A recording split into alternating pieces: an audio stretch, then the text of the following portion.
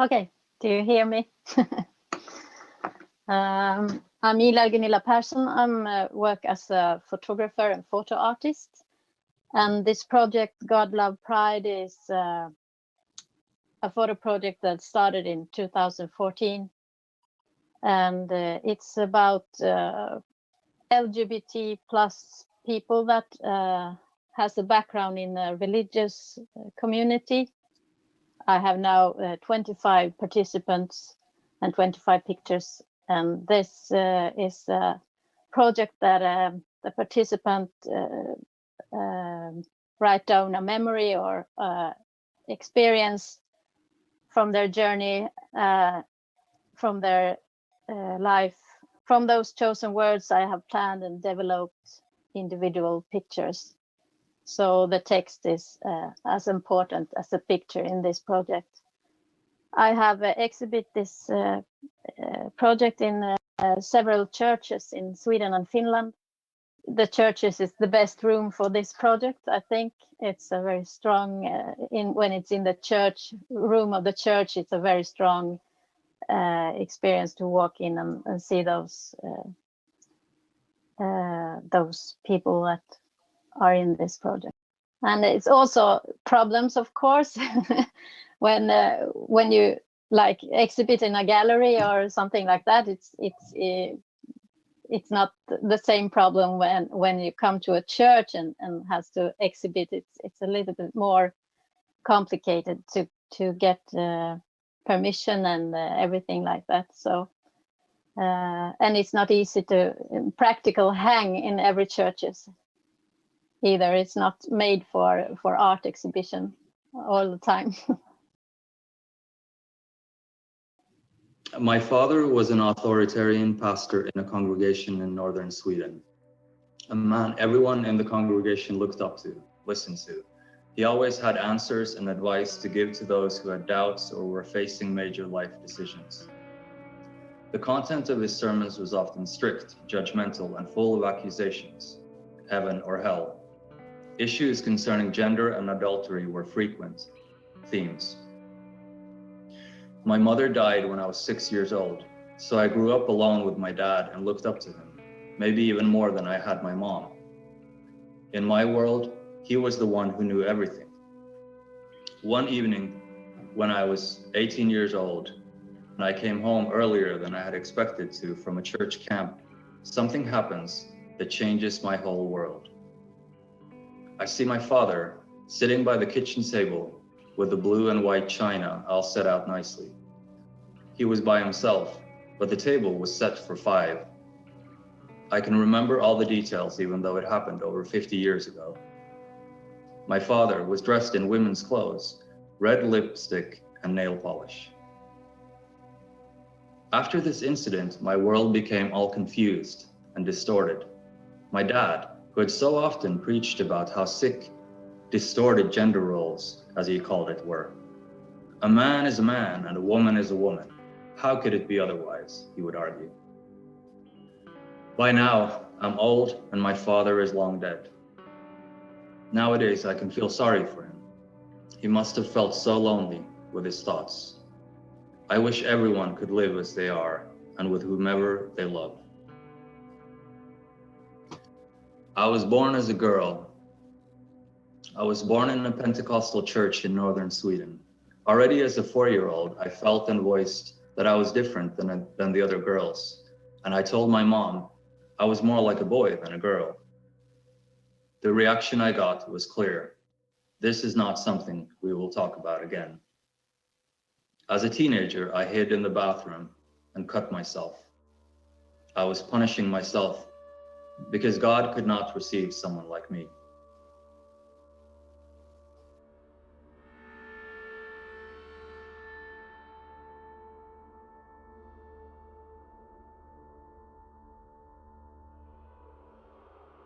Morning or evening, wherever you are, also on my side. I'm Leena Julin. I am musician, composer, by education, actually church musician to be precise. And in addition, I'm then also a theologian. My project was all about music, new compositions. And I wanted to bring light to the fact that gender and sexual minorities face everyday discrimination and hate speech within religious circles. And it's such words that are justified by freedom of religion or the right view of the Bible or whichever kind of religious arguments that people use. And since these things are said and written with a claim that it's the truth, it's the divine truth or the will of God, I thought I will then also treat them in the way that these people claim that they are and give them a very traditional form in the sense of composing beautiful traditional sounding church music to them, as if they would be the doctrines that are taught in the church. So I collected feedback, comments, statements, speeches said and written in the church that regard these minorities, and went through them. There arose some themes, and I in the end got 6 groups out of it, of the text. And from these 6 groups I then composed 6 pieces in different styles. There's a hymn, sing-along song, traditional choir piece, and liturgical chanting, for example. From these 6 pieces then we decided to make music videos, so that first of all we would get the word spread wider when we can get these online. Anybody can look at them wherever. And on the other hand, if the music already brings one aspect to the lyrics, then the visual side brings yet another. And the whole idea is that the contrast between the text and the music would show how brutal and cruel these things actually are.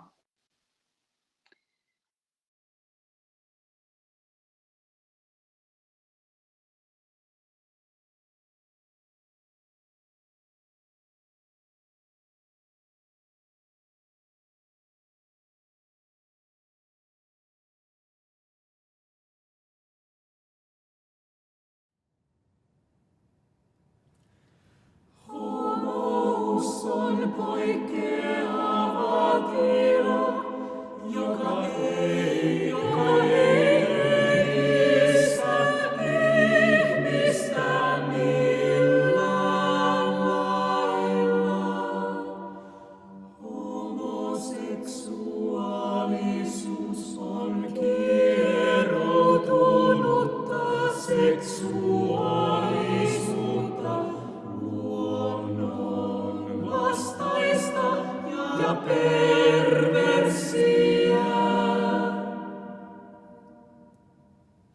Vain ulostetta, perversiä seksuaalisuutta. He, jotka ovat Kristuksessa, eivät heittäydy homosuhteisiin. Hyi olkoon, oi ei! Onkohan itse saatana ollut asialla? Emme tarvitse heitä. Heillä ei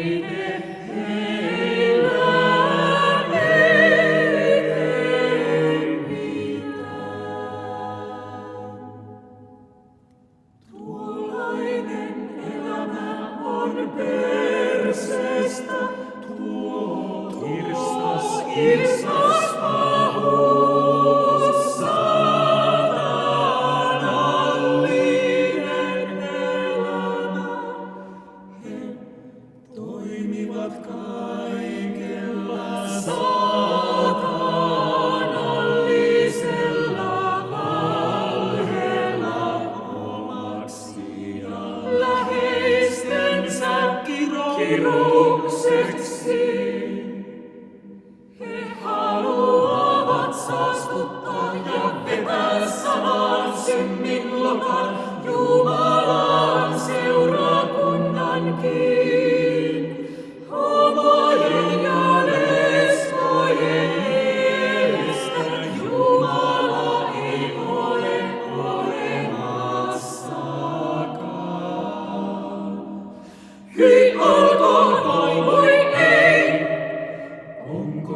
itse saatana ollut asialla.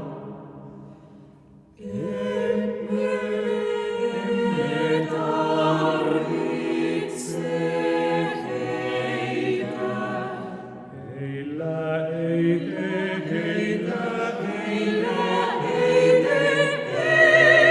tee mitään. Minä en koskisi heihin pitkällä tikullakaan. Koskisi en saastaisin olentoihin.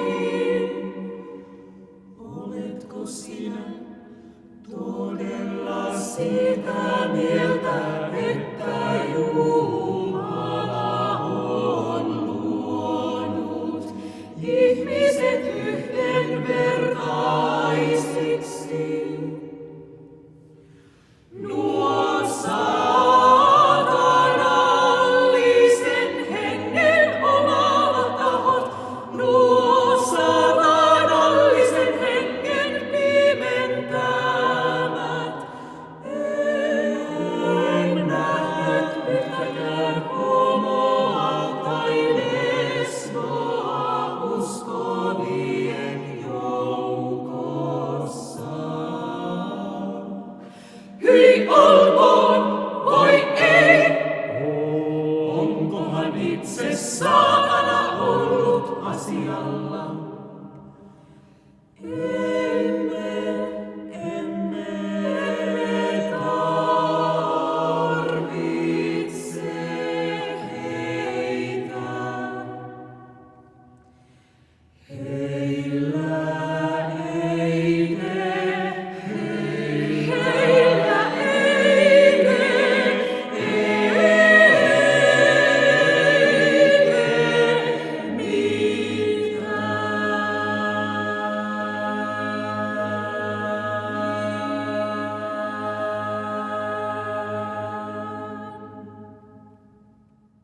It's been a many years of process, not only doing this, but also getting to get started. I think it just built up at some point the injustice that I saw, as in these things that I have now written music to.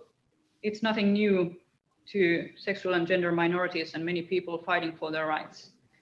We have been hearing this for years in the church, and as said, because it's been justified with freedom of religion, no one has done anything about it either. And at the same time, especially when same-sex marriage became legal in Finland in 2017, the discussion in church also got heated up. And we have a lot of ministers who wed everyone, every couple, and the ministers who then wed or blessed same-sex couples were then punished for it. They got warnings and other punishments. And I thought, that how can it be that for hate speech no one does a thing, but for blessing you get punished? And yeah, at some point I was fed up and I thought I have to do what I can do, and thought that I will use art to bring this injustice into daylight.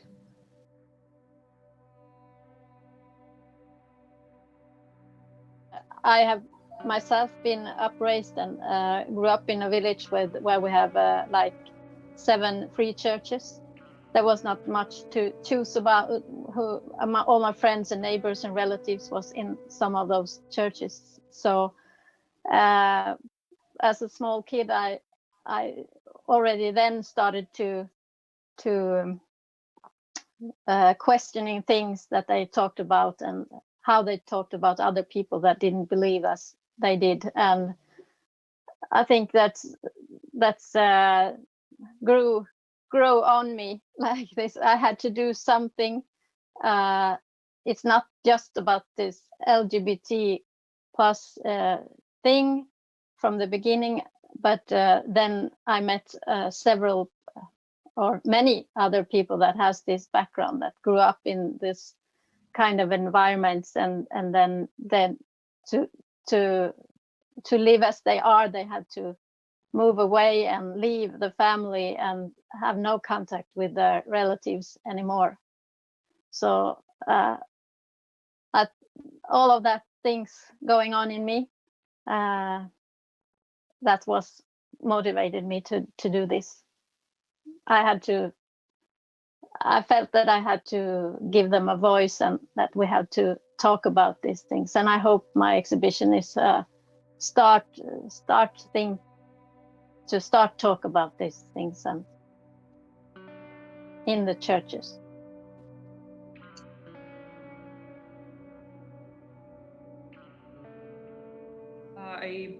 Well, as you said, I started the process with contacting people, both the church employees and representatives who had gotten such feedbacks, asking them if they would like to share what they have gotten, as in this cruel feedback, and ensuring them already then that, of course, it will be mixed so that no one knows who has gotten them, also not where they are from, as in keeping it in that sense anonymous also for them. And the other contacting was the musicians who have made this real, and they are actually for the most part church musicians.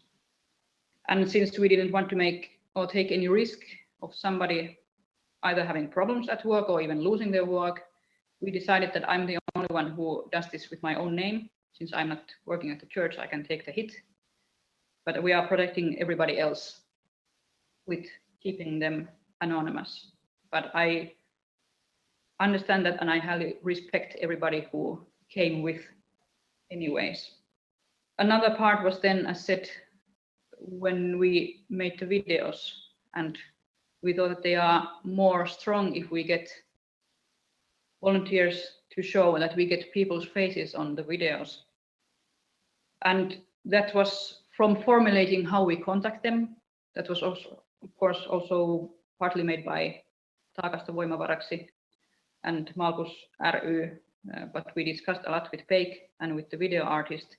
How do we put our words so that everybody can be certain that they are safe, that they are not put on the spot, and they also remain anonymous. And another part was then how we built the photo shooting situations, so that in that situation the people knew what the text was like of every speech, every piece that they came for. I had sent the text beforehand, and actually most of them answered, yes, I have heard this already for years. There's nothing new, let's do it, and finally we bring this out. But for the photo shooting, actually our video artist and her message would probably shed more light into that. But for my part, this was the contacting volunteers and musicians mostly. It was such a big honor to be part of Leena's project. I hesitated for a long time, should or should I not participate in this. But I respect Leena's talent as a composer so much. And this time there was also a chance to make something really important visible. I have been a still photographer for 14 years. I have studied videography only 1 year by myself. I really felt uncertain about whether I would have enough ideas and would I be good enough to make 6 music videos. But I decided to try. While editing, I have listened to these songs hundreds and hundreds of times. It's impossible to go back to that moment where I heard them for the first time. But I have analyzed these songs a lot. While listening to them many times over and over again, they also started to influence how I was feeling. There were many editing days when I felt totally beaten after listening to hate speech all day. But that gave me the perspective. I've listened to these horrible words about 6 months. LGBTIQ people have to face this kind of speech all their lives, and you'll never know where these kinds of words will come. I want to express all my sympathy to all those who have faced this kind of horrible behavior. The most difficult part was to film real people knowing that I would edit horrible words on top of their faces. I asked many times them, are you sure you are willing to show your face in this project? But they were ready. And that really made a huge impression on me. So many of them thought that this is just so important to bring these words to public. And they were ready to look straight into my camera. Huge respect. But it wasn't easy to edit hate speech and faces of these people who have faced these words in real life in the same frames. It felt awful, but also very powerful. Faces are giving this project an important dimension. I'm so grateful that I met these people. This has been one of the most effective and emotional projects that I have ever done. I want to give my respect to all people who are fighting against hate speech, equality, for equality and a world where love wins. And huge respect to Leena, my brave friend.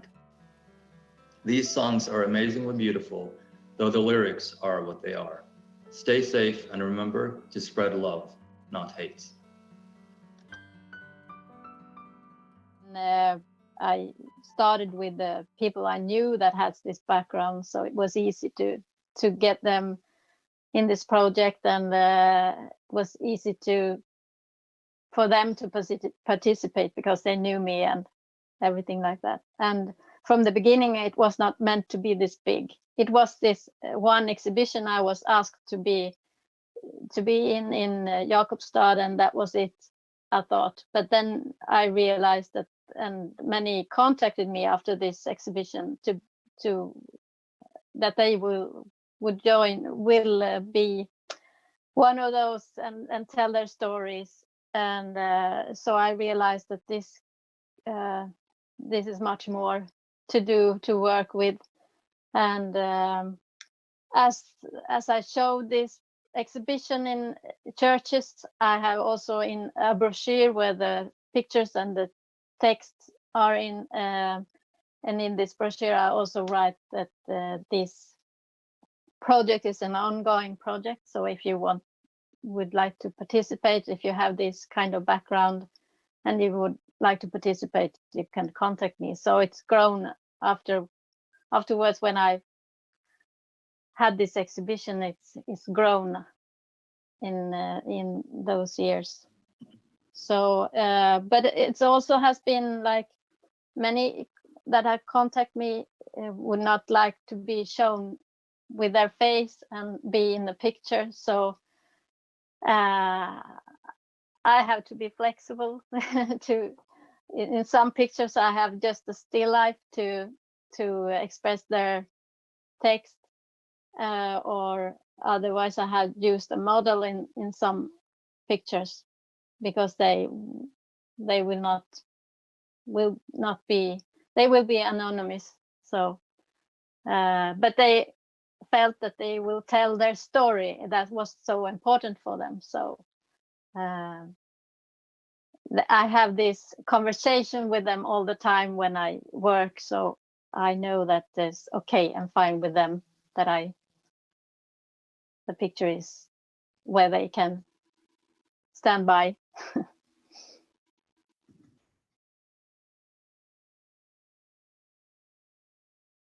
So far, what I have gotten is mostly positive. People are thanking for giving light to this matter. So far, the official church is pretty silent. And when it comes to, for example, interviews that I've given to newspapers, I'm trying not to go to read the comments under, because I already know that there's trolls, and I'm trying to save myself from that one. But so far, on the positive side. This has been shown in many churches, both in Finland and Sweden. And there has been, of course, trolls and some people that screams in the media about this, but mostly it's positive, and there's just some individuals that have these high voices in the media that says ugly things, but mostly positive, I would say. And but there has been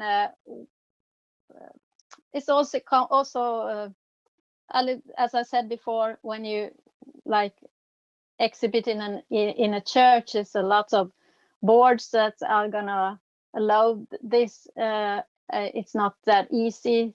It's a long process, in many churches to get the exhibition there, but mostly it has been shown. But this summer I should shown it in Malmö in Sweden, and it was stopped. So they sent back my exhibition, so there was no exhibition in Malmö.